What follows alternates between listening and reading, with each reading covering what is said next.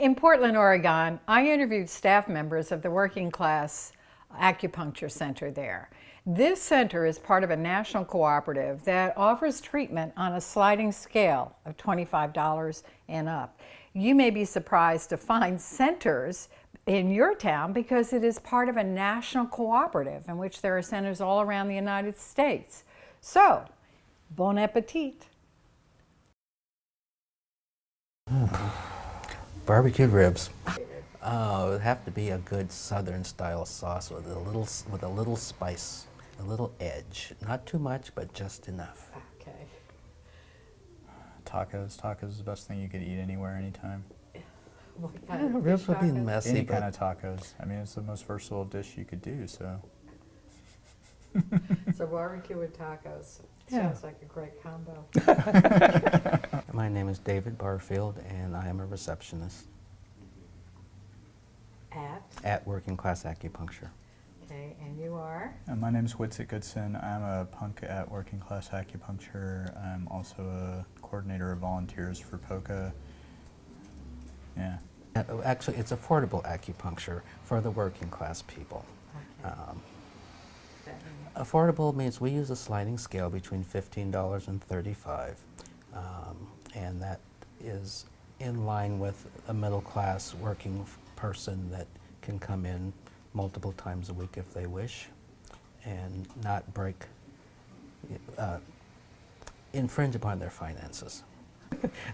Lisa she got the idea that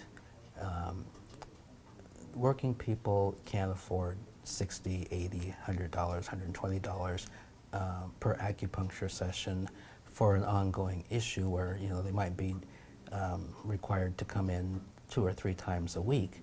Well, that's just not sustainable over a long period of time. Well, a sliding scale of 15 to 35 she felt was more attainable, and here we are. Well, we do a lot of acupuncture. We focus mainly on just acupuncture. We're not doing massage. We don't really prescribe a whole lot of herbs. We're not doing a lot of the sort of adjunct therapies that people often throw in with acupuncture. We really focus on acupuncture and lots of it and making it affordable. And we treat people in a group setting. People rest in recliners as opposed to in a room by themselves on a table.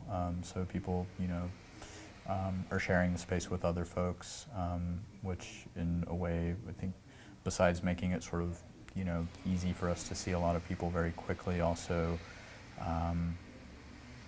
is kind of overcomes some of the isolation that comes with a lot of illness and pain that people have, because, really people actually nap together, which is kind of unusual for adults to do. And our patients like the setting. In fact, I've even had people ask for it, the communal setting, because they didn't want to go into a room by themselves. They wanted to be with other people, to go through their healing process and have their nap. We don't set a time limit. They can stay here as long as they wish. If they want to be out by a certain time, then we do provide that service so that they don't miss their next appointment or engagement. We'll wake people up at the end of the night so we can go home. Oh, well, yeah. But other than that, yeah, I mean, I've seen people rest from anywhere from 20 minutes to 6 hours. Yeah, the cooperative, it's actually a multi-stakeholder cooperative. That's the form of it. We have several levels of membership, including clinics, including punks, including... Punks, acupuncturists. We call ourselves punks. They call those just punks. We call ourselves punks. It's just easier to say than acupuncturist. So clinics, punks, patients, and organizations.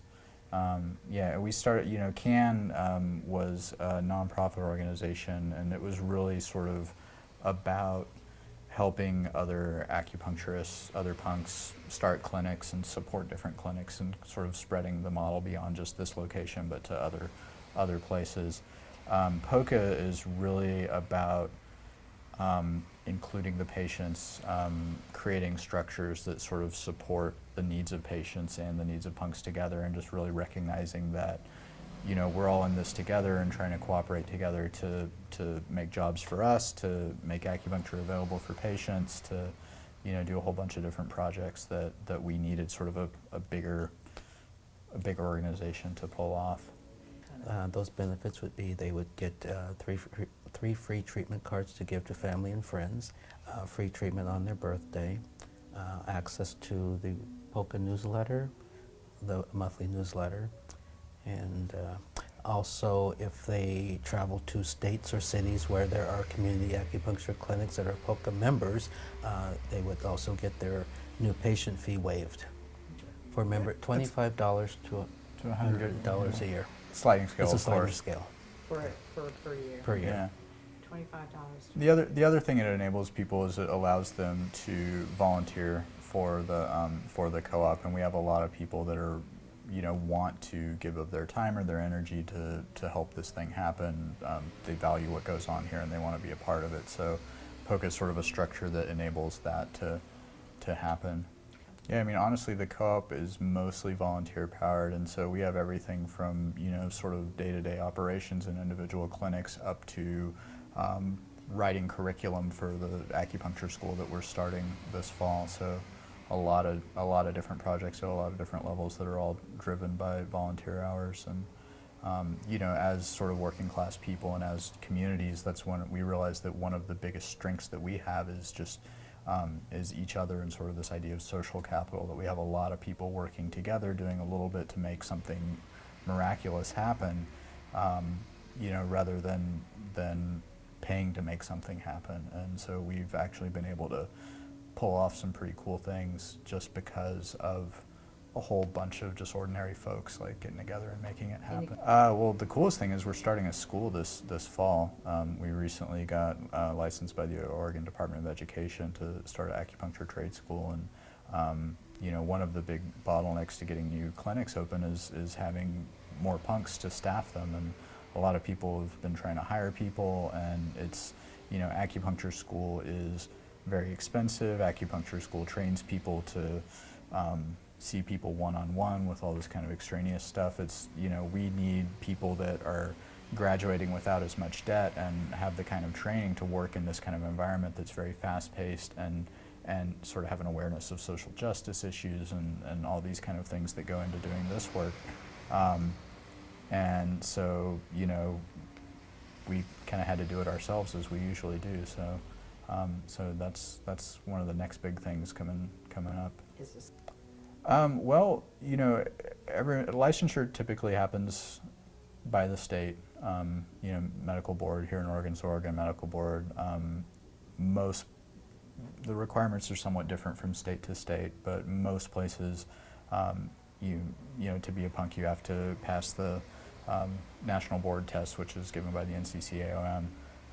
The clinics themselves, I mean, to be a member of POCA and get listed on you know, our directory of clinics, you have to treat in a group setting, use a sliding scale, or keep your fees below a certain amount. And you know, we want people to be able to recommend to their friends and family to go to a clinic and have it, you know, be similar enough in terms of sort of systems and feel of, you know. So, you know, that kind of a thing. But you know, the clinics are all independent and do things their own way, and you know, there's a lot of sharing of information, but people still have sort of their own, you know, everyone's running their own business and they've got to make their own choices about how they do things. So. Well, let's say a patient walks in having a chronic low back issue or neck issue, migraine headache, you know, a host of different minor, well, seemingly minor ailments, and they come in, you know, expressing they need relief. And you know, we'll set them up and get them back into the treatment room, get them all settled in, and more often than not, when they leave, you ask them, you know, I'll ask them on their way out, how do you feel? And they say, I feel great. And I says, is it better? And more often than not, they say, well, it'll be either from a little better to it's gone. So the response is always positive. Rarely do we ever get a negative response from a patient leaving saying, this didn't work for me.